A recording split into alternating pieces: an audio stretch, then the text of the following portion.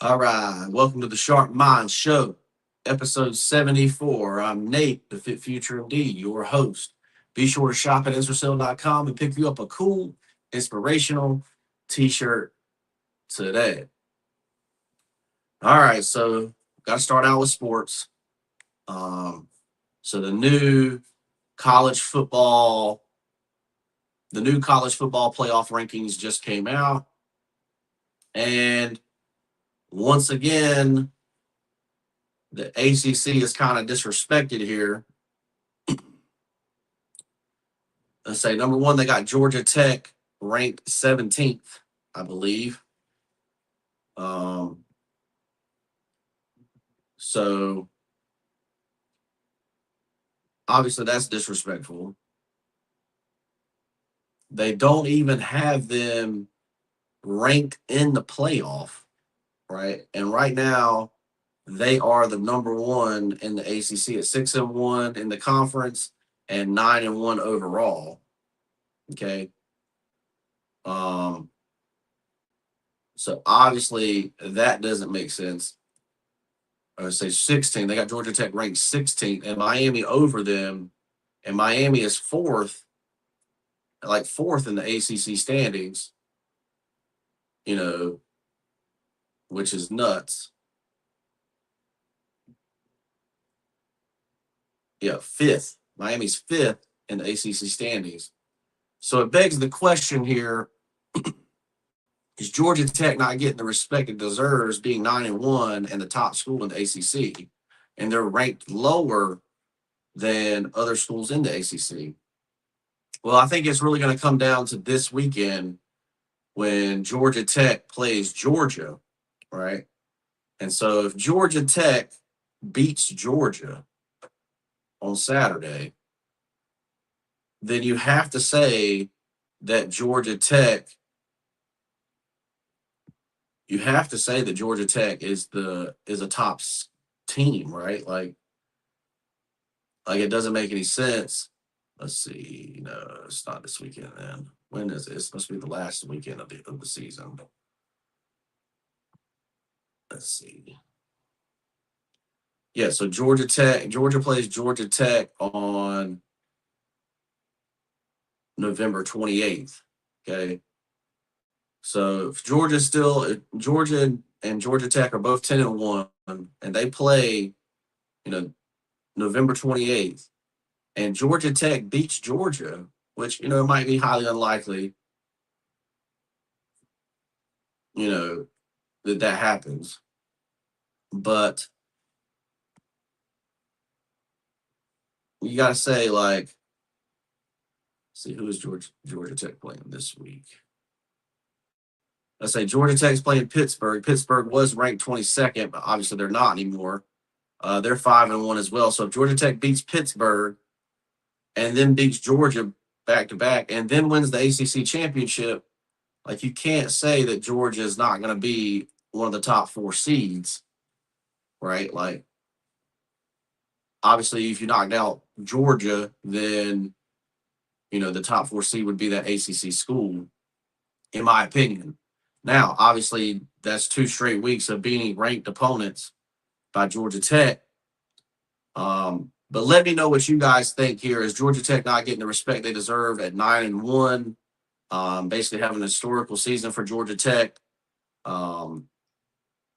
So let me know what you guys think in the comments below. I believe Georgia Tech's not getting the respect it deserves. I believe the ACC is not getting the respect it deserves.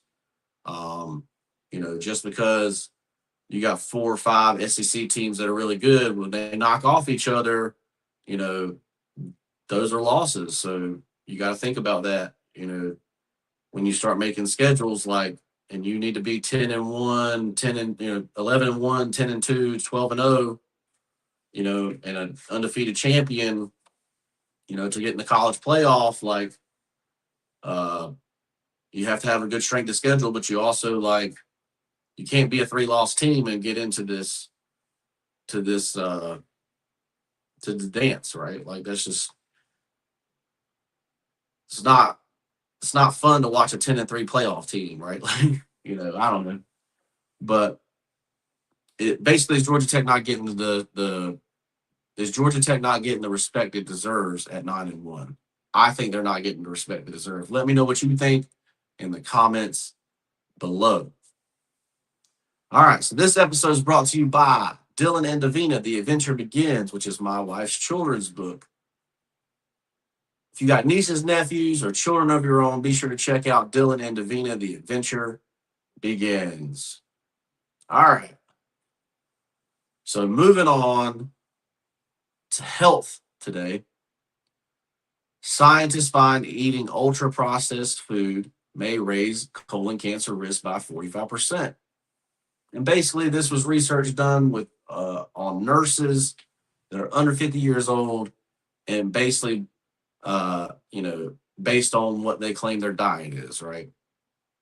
So it was found that, if you ate more unprocessed food, you had 45% of the nurses got more polyps than the ones that didn't eat ultra processed food. And let me just say that when I was a CNA, right? When I was basically, not a nurse but a CNA, there was always, and I mean always, family bringing cookies, cakes, candies, food to the nurses, right? Like,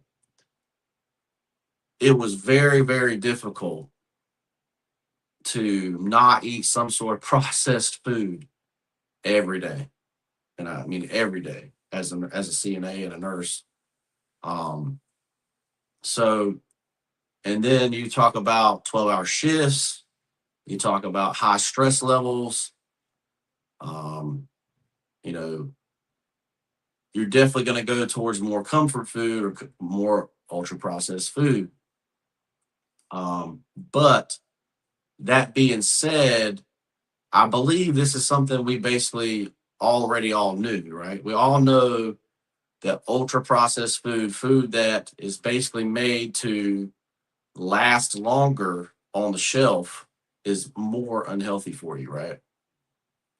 It's like we all know that the flour we get in the store, all the nutrients was taken out of it, and then it's called enriched flour, right? Where they put nutrients back in, but they don't put the stuff that was actually healthy flour back in it because it decreases the shelf life of the flour, right? Fresh mill flour basically lasts 24 to 48 hours, right? And so you cannot get flour and to the shelves if all that stuff is in there, right? But we all know that white flour that they're making is not healthy, right? We all know that. And using it more is basically taking the risk of, hey, you're going to get diseases that are caused by this flour, basically, you know. But that's basically ultra processed. Even your white flour, your basic white flour, uh, that's what it is. So, but who's going to sit around and mill their own flour every day, so that they can bake bread, so that they can fry chicken, or because you got to think about it, like, well, our ancestors were all skinny eating fried chicken, right? And we're all like, oh, yeah, it's because they were out in the field every day.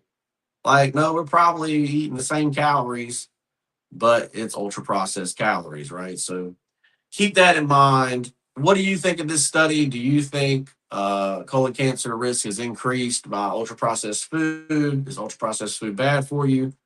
Or is this, uh, is this Fugazi science or whatever? Uh, Let me know what you guys think in the comments below. All right. So today in life coaching, we got Jessica. Jessica's 33 years old and a renter. Feels behind because all her friends own a home, but they can barely save. And they say, am I falling behind? And she says, am I falling behind because I keep renting? Right? And the answer is yes. Yes, you are falling behind if you keep renting. All right. So the truth is, most net worth, if you count net worth, is due to a person's home, right? Um, so that's why the actual rich people don't include their primary residence in their net worth, right? But most regular people, they count their primary residence in their net worth, right? But the basically the cost of living or the cost of housing is what we call a fixed cost, right? I mean, you can make it go up and down, but you're always going to have to pay to live somewhere. The question is, where are you at in the cycle, right? So right now we're in the cycle of it's cheaper to rent than it is to buy a home, right? But so I saw a video this morning. It was basically like lady saying we bought our house $300,000, 5% mortgage rate. We're going to end up paying $800,000 for the house over 30 years, but the house was going to be worth 1.29 million most likely in 30 years, right? So you're still winning even if you're paying that high interest rate, right? Which is actually not a high interest rate, normal interest rate. So, so you're 33 years old and you're still renting. What can you do to not be a renter anymore? Number one, are you in the place that you're supposed to be at, right? So, if your company sends you out to, you know, the middle of nowhere and it's just a spot where you're going to not really be your whole career, that type of thing, it may not be beneficial for you to buy there. It may be more beneficial to keep renting, right? But if you're in the spot that you want to be, this is where you want to be, you've been at your job for 5 years or more, it's very, uh, it's more beneficial to purchase your home, right? And so basically, you're purchasing your home with the idea that this area is growing where I'm purchasing, right? And that this house will be worth more in 30 to 50 years, 15 to 50 years, whatever you want to say. You know, so I'm buying and this house is going to go up in value, right? Now, that being said, it's a lot easier to purchase a home now than it was if you're the buyer, right? So you can actually, if you find an area that you want to be at, you can put in low bids everywhere all over town. But, you know, they don't necessarily have to accept it, and you may not get the house you want if you put in low bids. So basically, so we got our house, post hurricane. There was damage to the house, and we were able to get the house for a little bit cheaper than than the homeowner wanted to sell it for because it was damaged, right? So, and then we came in and we put money into the house and fixed the house up, right? Um, so, you can find situations like that, right? If you're, so say you're 33, you're having trouble saving money, interest rates high, you're at 6.25% or something, 6.7, whatever it is. And, so you're going to do a FHA loan or 0% down USDA loan if you can't come up with money. There are programs out there that can help you with down payment assistance, right? So you do their little program and they'll give you $10,000 or $5,000 to help you out with your down payment. And so talk to a realtor, let them set you up with a lender or a broker that will help you find the right mortgage for you, and then go look for the house in your price range, right? And a lot of times, this is where people say, okay, well, I'm going to keep renting because what I can afford, price range rise, is not in a good area. And if that's the case, you keep renting, right? Until you can do that, right? And then so you're basically going to say, okay, the houses in the range that I want to be in are say 650,000. I'm only approved for 400,000. So that means I need to save $200,000 to put down so that I can make that 650 house a $400,000 house and me be able to afford the payment, right? And then if that's the case, you got to side hustle, you got to work a second job and try to whatever you need to do to build up that money over the next few years so that you can afford to buy a house, right? So keep that in mind. That's the only way to make the numbers work. The only way to make the numbers work is to put bigger down payments down, right? But if you go to them and they say, okay, well, you're at 43% at $1,800 a month, and you can have this house in this nice neighborhood that's growing. This area is growing. People are moving here. That type thing. Then it's 100% better than renting. So that's just my 2 cents on it. Let me know what you think in the comments below. I know there's a big argument out there now that since it's cheaper to rent, that you should continue renting, but rents are going to, this is my opinion, rents are going to come up every year until they meet the price of housing, right? So because investors that have the houses still have to pay the costs, right? So the costs are going to go up as the years go on. And, basically once you get in as a homeowner, the costs are pretty much fixed, right? It might be between $100 and $200 difference every year, but the costs are basically fixed. So keep that in mind. Let me know what you guys think in the comments below.